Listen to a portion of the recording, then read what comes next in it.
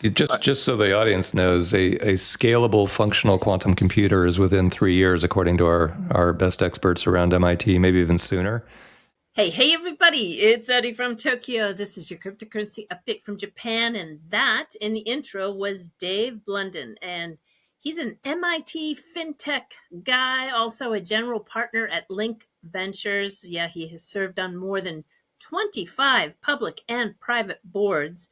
He's got a very strong background in AI. He's a frequent guest on the Moonshot podcast, quickly becoming my favorite, to be honest. And it's a long format on YouTube. The last video, 2 hours long, it was so good. I've listened to it twice. The market is recovering. Yesterday, I did buy more Bitcoin, XRP under $3, and HBAR.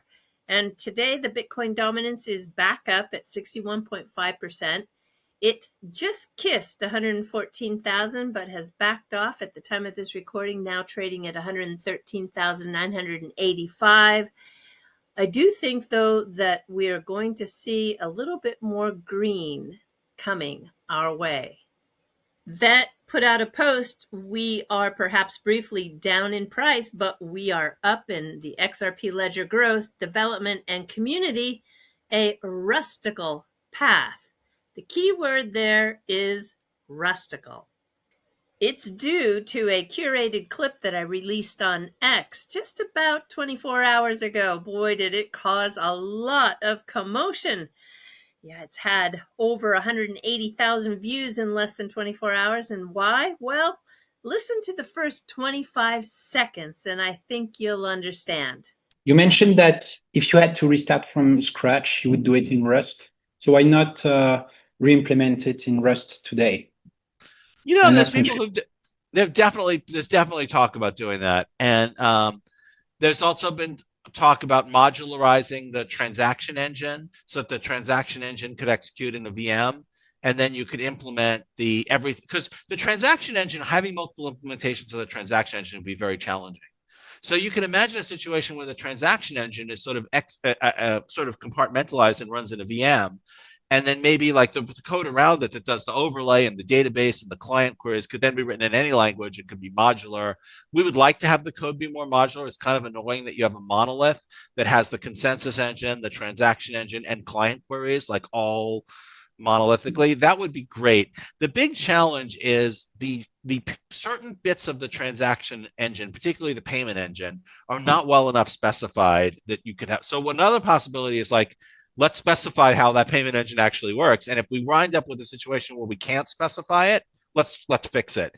This is all about improving the XRP ledger, porting that C++ code, revamped, maybe in just portions, rewritten in the language Rust, a general purpose programming language that many devs love.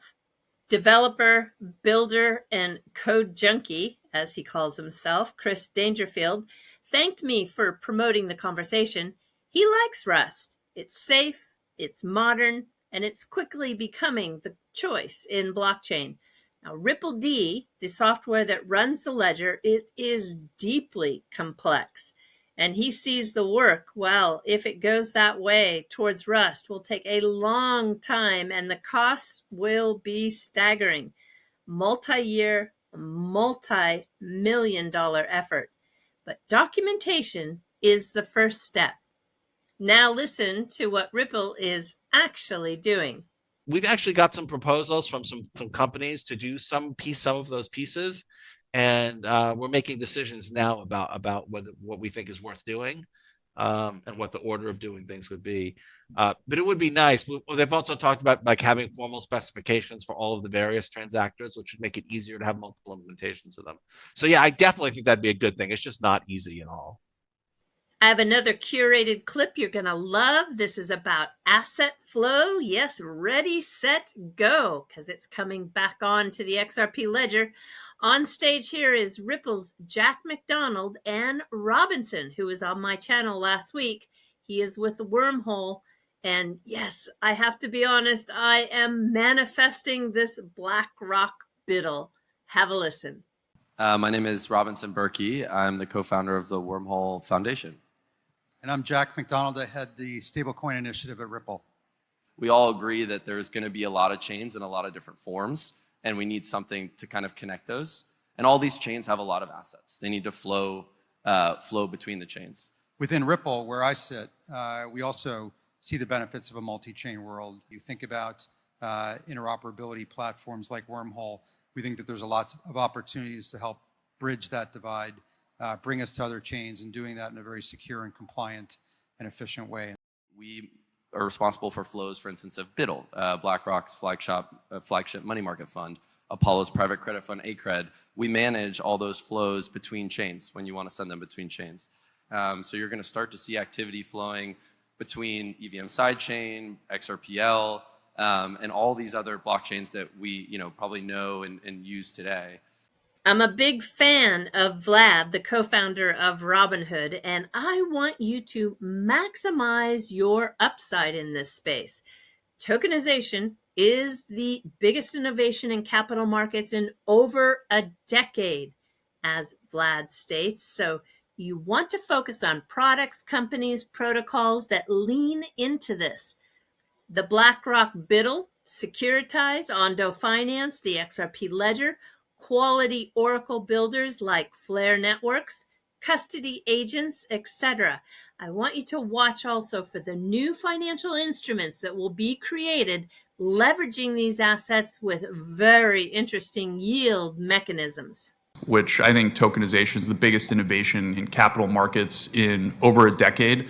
Stock tokens will do for stocks what stablecoin did for fiat currencies.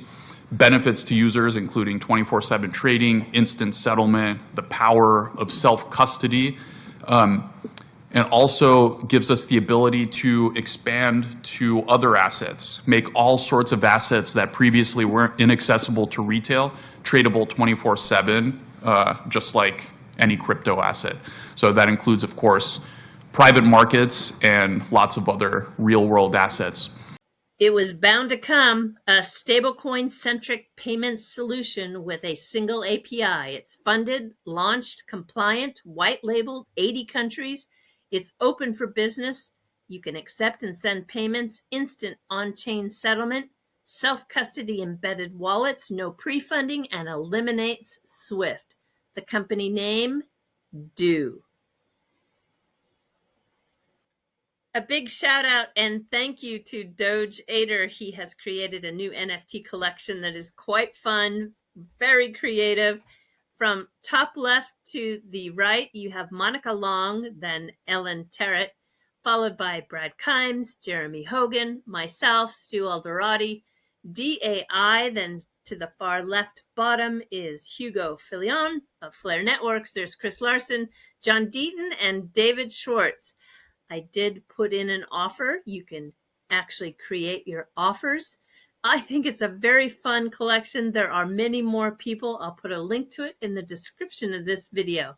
All right, everybody, until next time, do take care. Sayonara for now. Bye-bye.